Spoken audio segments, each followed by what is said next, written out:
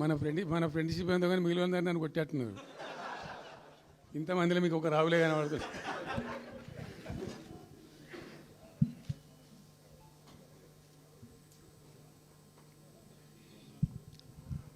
ఈరోజు ప్రధానంగా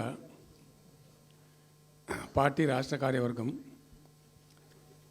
TRS LP, TRS parliamentary party, మిగతా విస్తృతంగా వచ్చినటువంటి నాయకులందరితో కలిపి సమావేశం పెట్టుకున్నాం.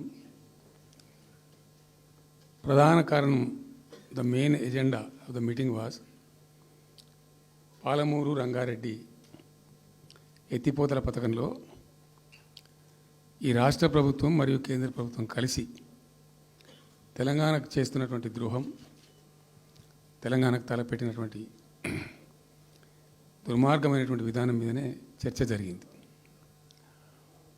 దీని కథ ఏంటంటే చాలామందికి తెలియదు.